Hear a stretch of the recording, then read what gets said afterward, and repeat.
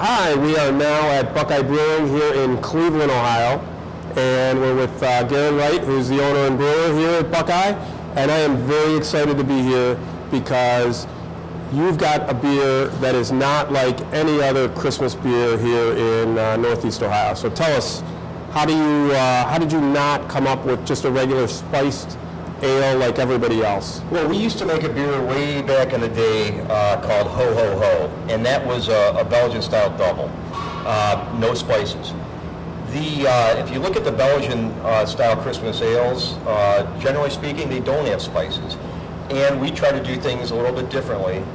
I love Belgian styles, and that's one of my primary countries to go to. And I love German styles too, but you can get a ton of character from Belgian yeast strains that will almost emulate spicing. You have any spices in it?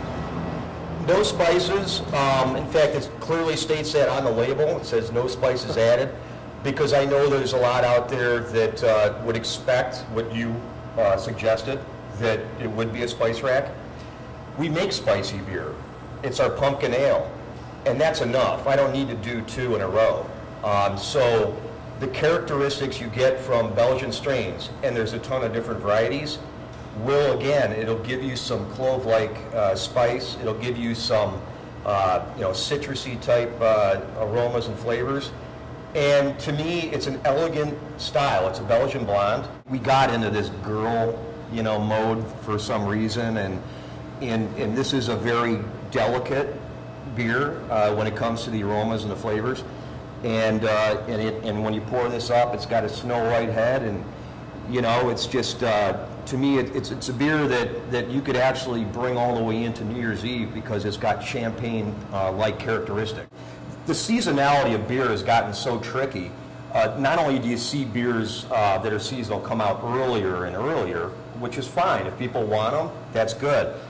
But the worst thing is if you have a seasonal sitting on the shelf after that window is closed. Okay, so we'd like to get rid of this by Christmas.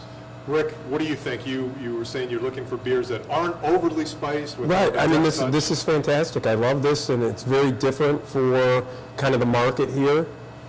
And I think it's great that you're coming out with kind of that Belgian-style Christmas beer when everyone else seems to be falling in line with the spiced ambers, spiced browns. I want to see some breweries break out of the box, do something different, and you're obviously doing it here.